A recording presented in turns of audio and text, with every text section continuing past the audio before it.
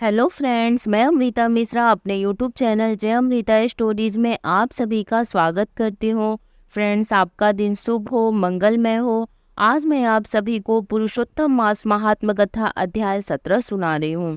नारद जी बोले, हे कृपा सिंधु, उसके बाद जागृत अवस्था को प्राप्त उस राजा दृढ़धनवा का क्या हुआ, सो मुझसे कहिए, जिसके सुनने से पापों का नाश कहा गया है। नारायण जी बोले, अपने पूर्व जन्म के चरित्र को सुनने से आश्चर्य युक्त तथा और सुनने की इच्छा रखने वाला राजा दृढ़धनवा से वाल्मीकि ऋषि फिर बोले। वाल्मीकि मुनि बोले, इस तरह स्त्री के मुख से शीतल वाणी को सुनकर सुदेव शर्मा धैर्य धारण कर हरि भगवान में चित्त को लगाता हुआ दीर्घ श्वास लेकर दीन मुख सुदेव शर्मा जो होने वाला है वह होगा, यह मन में निश्चय कर पुष्प शमीधा आदि के लिए वन को गया। इस प्रकार करते हुए उस सुदेव शर्मा का कितना ही समय बीत गया। बाद किसी दिन समीधा कुश फल पुष्प आदि के लेने के लिए वन को गया। वहां जाकर सुदेव शर्मा मन से हरि भगवान के चरण कमलों का ध्यान करने लगा। उसी दिन उसका लड़का सुखदेव अपने मित्रों के साथ बावली हो गया। बावली में प्रवेश कर समवयस्क मित्रों के साथ जल यंत्रों से जल फेंकता हुआ और बार बार हंसता हुआ खेलने लगा। गर्मी के ऋतु में बार बार जल में खेलता हुआ हर्ष को प्राप्त हुआ। इस तरह प्रेम में मग्न सब बालकों से खेल करते हुए अथाह जल में खड़ा हुआ। वह सुखदेव बालक मित्र बालकों से पीड़ित होकर मित्र वर्ग के भय से भागने की इच्छा करता हुआ और भाग्य से प्रेरित हो अपने श्वास को रोककर अपने मित्रों को छलने की इच्छा से वह अथाह जल में गोता लगाया, किंतु उस जल में व्याकुल होकर उससे बाहर निकलने की इच्छा करता सहसा उस अथाह जल में वह बालक मृत्यु को प्राप्त हो गया।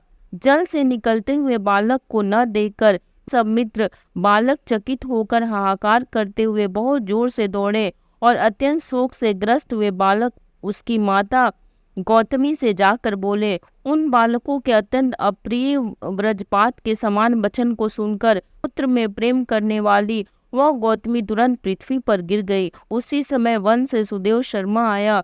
पुत्र का मरण सुनकर कटी वृक्ष के समान पृथ्वी पर गिर गया। बाद दोनों ब्राह्मण स्त्री पुरुष उठकर बावली हो गए। वहां जाकर मृत पुत्र का आलिंगन कर उसके शरीर को गोद में लेकर सुदेव शर्मा बारंबार पुत्र का मुख चूमने लगा। अपने गोद में स्थित मृत पुत्र को बार बार देखता हुआ रोता बिलाप करता गदगद अक्षर से बोला। सुदेव शर्मा बोला, हे पुत्र, मेरे शोक को नाश करने वाले शीतल सुंदर और शुभ वचन को बोलो। हे वत्स, मेरे मन को प्रसन्न करो। वृद्ध माता पिता को छोड़कर तुम जाने के योग्य नहीं हो। हे वत्स, वेद अध्ययन के लिए तुम्हारा श्रेष्ठ मित्र बुला रहा है। बड़े हर्ष से पढ़ाने के लिए उपाध्याय तुमको बुला रहे हैं। हे पुत्र, शीघ्र उठो, इस समय क्यों सो रहे हो? तुमको छोड़कर घर नहीं जाऊंगा। घर में मेरा क्या काम है? तुम्हारे बिना इस समय मेरा घर शून्य जंगल के समान हो गया है। तुमको फल मूल प्रिय हो तो मेरे सामने से उठो, यदि नहीं उठोगे तो वन को भी नहीं जाऊंगा। वन में क्या काम है? मैंने कोई निंदित काम नहीं किया और ब्रह्म हत्या भी नहीं की, फिर किस कर्म के फल से मेरा पुत्र मर गया? ओह ब्रह्मा, तुमने ऐसा करके कौन सा बड़ा फल प्राप्त किया?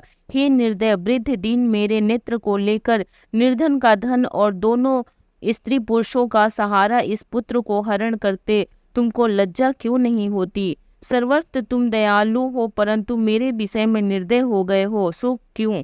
अहो आश्चर्य है, मेरे भाग्य से यह उल्टा कैसे हुआ है? स्वभाव से सुंदर पुत्र की खोज इस समय मैं कहाँ करूं? हे पुत्र, तुम्हारे मुख और सुंदर नेत्र को कहाँ देखूंगा?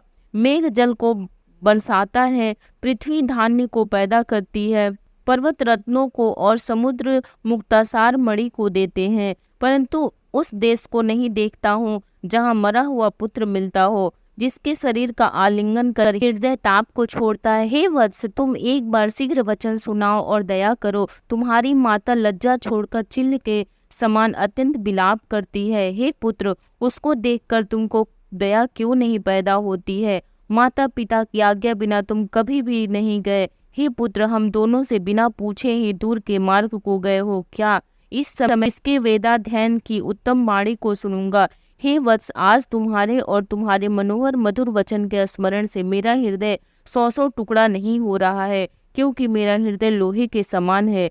राजा दशरथ, तुमको हम धन्य मानते हैं, क्योंकि रामचंद्र के वन जाने पर पुत्र के ताप के दग्ध से वे प्राणों को नहीं रख सके, परंतु पुत्र के मर जाने पर भी जीवित रहने वाले मुझको धिक्कार है।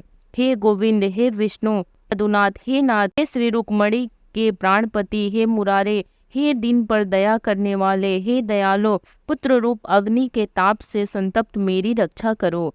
हे देवाधिदेव, हे समस्त लोक के नाथ, हे गोपाल, हे गोविश, हे चक्र को हाथ में धारण करने वाले, हे यमुना के विष दोष को हरने वाले, पुत्र रूप अग्नि के ताप से संतप्त मेरी रक्षा करो। हे बैकुंठ के वासी विष्णु, हे नरकासुर के नाशक, हे चराचर के आधार, हे संसार रूप समुद्र से पार करने के लिए जहाज रूप अर्थात संसार समुद्र से पार उतारने वाले, हे ब्रह्मादि देवताओं से नमस्चरण पीठ वाले, पुत्र रूप अग्नि के ताप से संतप्त मेरी रक्षा करो। हमारे समान सठ दूसरा कोई नहीं है, जो मैं देवकी पुत्र श्री कृष्ण चंद्र के वचनों का उल्लंघन कर पुत्र में दुराशा की। कौन अभागा पुरुष भाग्य में न रहने वाली वस्तु को प्राप्त कर सकता है। जय श्री कृष्ण। राधे राधे। फ्रेंड्स, मैं 18वीं अध्याय सुना रही हूँ। नारद जी बोले, हे तपोनिधि, उसके बाद साक्षात भगवान वाल्मीकि मुनि के राजा दृढ़धन्वा को क्या कहा सो आप कहिए।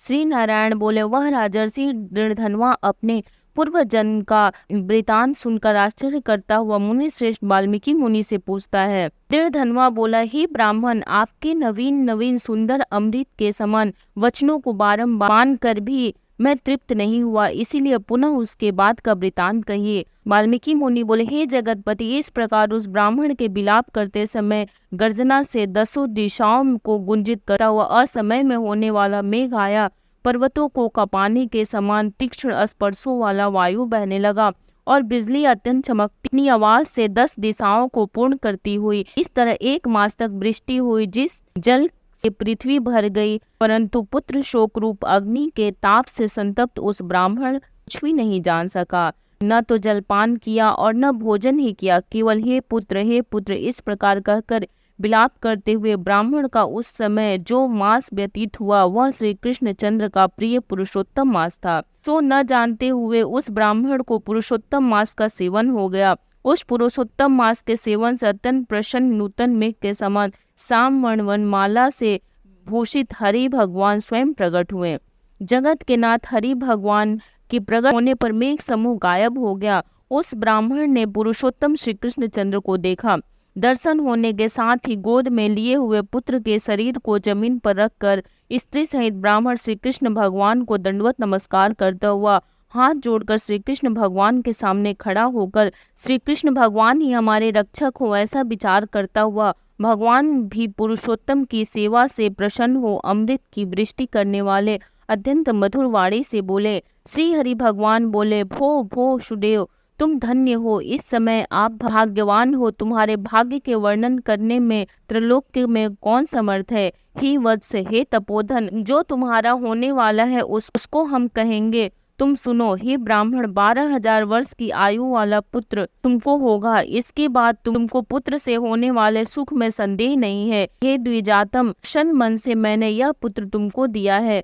हमारे प्रसाद से होने वाले तुम्हारे पुत्र सुख को देख हे द्विजोतम, देवता, गंधर्व और मनुष्य लोग पुत्र सुख की इच्छा करने वाले होंगे। इस विषय में तुमसे प्राचीन इतिहास में कहूँगा, जिस इतिहास को पहले मार्कंड मुनि ने राजा रघु से कहा था। प्रथम कोई श्रेष्ठ मानने वाले धनुर नामक मुनीश्वर लोकों को पुत्र रूप मानसिक चिंता से जले हुए देखकर दुखित हुए और अमर पुत्र की इच्छा करके दारुण तप करने लगे। 1000 वर्ष बीत जाने पर धनुर मुनि से देवता लोग बोले, हे मुनीश्वर, तुम्हारे कठिन तप से हम सब प्रसन्न हैं, इसीलिए अपने मन के अनुसार श्रेष्ठ वर को मांगो। श्री नारायण बोले, देवताओं के अमृत तुल्य इस वचन को सुनकर उन पोधन धनुर नामक मुनि ने बुद्धिमान और अमर पुत्र को मांगा। उस ब्राह्मण से देवताओं ने कहा कि पृथ्वी में ऐसा पुत्र नहीं है। तब धनुर मुनि ने देवताओं से कहा कि अच्छा, ऐसा पुत्र दो जिसके आयु की मर्यादा बंधी हो।